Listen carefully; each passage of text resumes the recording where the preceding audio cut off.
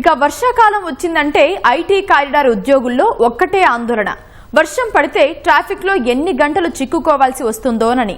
రోజు రోజుకు పెరుగుతున్న వాహనాలు ఒకే సమయంలో ఉద్యోగుల రాకపోకలతో ఐటీ కారిడార్ లో ట్రాఫిక్ సమస్య మరింత తీవ్రమవుతోంది.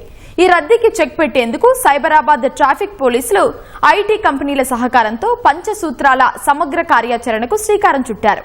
పికప్, డ్రాప్, ప్రోటోకాల్ నుంచి కారిడార్ పూలింగ్, సమీకృత రవాణా, షిఫ్ట్ విధానం, ట్రాఫిక్ మార్షల్స్ వరకు కీలక మార్పులకు కంపెనీలు సిద్ధమవుతున్నాయి. అసలు ఈ పంచసూత్రాల ప్రణాళిక ఎలా అమలు కానుంది, ట్రాఫిక్ కష్టాలకు ఎంతవరకు పరిష్కారం చూపనుంది అనే అంశాలపై మా ప్రతినిధి నాగార్జున గ్రౌండ్ రిపోర్ట్.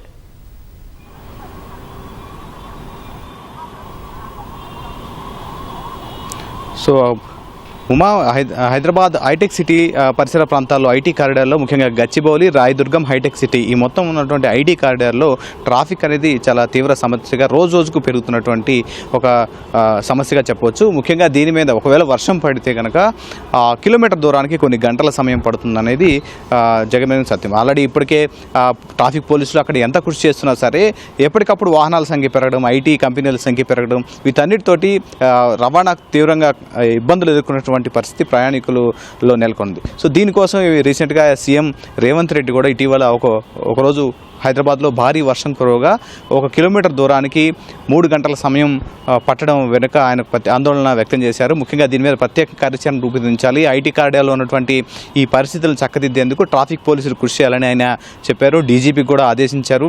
డీజీపీ సైతం దీని మీద ఒక ప్రత్యేకమైనటువంటి ప్రణాళికను సిద్ధం చేయాలని అటు సైబరాబాద్ సిపి రమేష్కి ఆదేశించారు. అయితే దీని మీద సైబరాబాద్ పోలీసులు కృషి చేస్తూ ఉన్నారు. అక్కడ జాయింట్ ట్రాఫిక్ సిపి అయినటువంటి సన్ప్రీత్ సింగ్, ఇతర సిపి రమేష్ ఎదురు కూడా ఒక ప్రత్యేకమైనటువంటి ప్రణాళికలను కూడా తీసుకురావడం జరిగింది. ఒక 5 సూత్రాలను పాటిస్తే కనుక పూర్తి స్థాయిలో దీని యొక్క ప్రణాళికబద్ధంగా ట్రాఫిక్ని క్రమబద్ధీకరించవచ్చు, ఈజీగా గమ్యస్థానాలు చేరుకునేందుకు ఎటువంటి ఇబ్బంది కలగకుండా చూడొచ్చు అని చెప్పడం జరిగింది. సో ముఖ్యంగా వీటిలో మొదటిది పికప్ అండ్ డ్రాప్.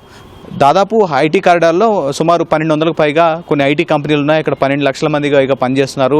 ఉదయం పూట పీక్ అవర్స్ ఏవైనా ఉంటే కనుక 9 నుంచి 12 గంటలలోపు పీక్ అవర్స్ ఉంటాయి. సాయంత్రం 5:30 నుంచి 10 o'clock వరకు పీక్ అవర్స్ ఉంటాయి. వీటిలో పికప్ అండ్ డ్రాపింగ్ కోసం వచ్చేటువంటి వాహనాలన్నీ కూడా గంటల తరబడి రోడ్ల మీద ఉండడం, ఆ ప్రధాన రహదారులపైన నిలిపేయడం ద్వారా అక్కడ ట్రాఫిక్ జామ్ అవుతుంది. కొన్ని ఆటోలు కావచ్చు, క్యాబులు కావచ్చు, వీటన్నిటిని చాలా ఇబ్బందులు తలెత్తున్నాయి. కాబట్టి వీటన్నింటినీ కూడా ఐటీకి సంబంధించినటువంటి సంస్థల యజమానులందరూ కూడా వాళ్ళ లోపలే, ఆ కంపెనీ లోపలే వీటన్నిటికి కూడా పార్కింగ్ వాళ్ళ కోసం వెయిట్ చేసేందుకు సదుపాయాలు ఏర్పాటు చేయాలని తెలపడం జరిగింది. దీని ద్వారా కొంత ట్రాఫిక్ సులభతరం అవుతుందని చెప్పడం జరిగింది. మరోవైపు కార్ పూలింగ్. చాలామంది ఉద్యోగులు కూడా తమ ఒక్కళ్ళే వెళ్తున్నా సరే వాహనంలో సింగిల్గా వెళ్ళడం, కార్ పూలింగ్ని అలవాటు చేయాలని ఐటీ సంస్థలకి వాళ్ళ ఉద్యోగులు చెప్పాలంటూ ట్రాఫిక్ పోలీసులు సూచించారు. చాలామంది ఒక ఐటీ కారిడార్ వరకే సుమారు 10 లక్షల మంది వాహనాలు తిరుగుతూ ఉంటాయి. మనకి ఎగ్జాంపుల్గా చెప్పాలంటే కేపీహెచ్బీ నుంచి హైటెక్ సిటీ గంటకు 10,000కు పైగా వాహనాలు అటువైపు ట్రావెల్ చేస్తూ ఉంటాయి. సో కార్ పూలింగ్ చేస్తే ఎక్కువ మంది, అంటే అటువైపు వెళ్ళేటువంటి ఉద్యోగులు, అదే కంపెనీలో పనిచేసే ఉద్యోగులందరూ ఒకే టైమింగ్లో కనుక వెళ్తే కార్ పూలింగ్ ద్వారా వాహనాల సంఖ్య తగ్గించవచ్చని ఐటీ కంపెనీలకు వాళ్ళ ఉద్యోగులకు సూచించాలన్నట్టు ట్రాఫిక్ పోలీసులు చెప్పడం జరిగింది. దీంతో పాటుగా సమీకృత రవాణా.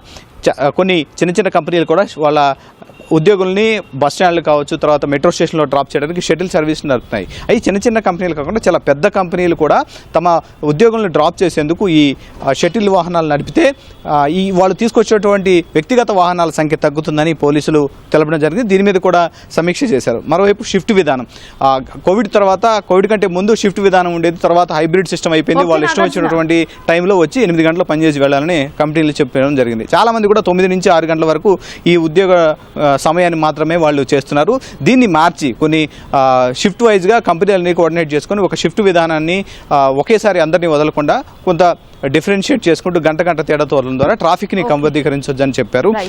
దీంతో పాటుగా భద్రత అండ్ ట్రాఫిక్ మార్షల్స్ని, ఏదైతే కంపెనీలు ఐటీ కంపెనీలు ఉన్నాయో వాళ్ళందరూ కూడా తమ కంపెనీలకు సంబంధించినటువంటి సమీపంలో ట్రాఫిక్ని క్రమబద్ధీకరించి ఒక శిక్షణ తీసుకున్నటువంటి ఉద్యోగులు అక్కడ నియమించుకోవడం ద్వారా ట్రాఫిక్కి ఎట్టించి ఫ్లో ఎటు వస్తుంది, ఎటు మళ్ళిస్తే ఈజీగా ఉంటుంది అనేది వాళ్ళకి అవగాహన ఉంటుంది. లేకపోతే ఎటువంటి అవగాహన లేని వాళ్ళని అక్కడ నియమించడం ద్వారా ట్రాఫిక్ రద్దీ ఎక్కువ అవుతుందని చెప్పడం జరిగింది. ఈ 5 సూత్రాలు పాటిస్తే కనుక దాదాపు ట్రాఫిక్ ఐటీ కారిడార్లో చాలా తగ్గించవచ్చని ట్రాఫిక్ పోలీసులు ప్రణాళికలు రూపొందిస్తున్నారు. త్వరలోనే దీన్ని పూర్తి స్థాయిలో అమలు చేయడానికి సిద్ధమవుతున్నారు. ఇప్పటికే ఐటీ కంపెనీలు అన్నింటిలో కూడా కోఆర్డినేట్ మీటింగ్ ఏర్పాటు చేశారు. త్వరలో ఈ 5 సూత్రాలు అమలు చేయనున్నారు. భాగ్యనగరంలో ముఖ్యంగా ఐటీ కారిడార్లో ఈ ట్రాఫిక్ని క్రమబద్ధీకరించేందుకు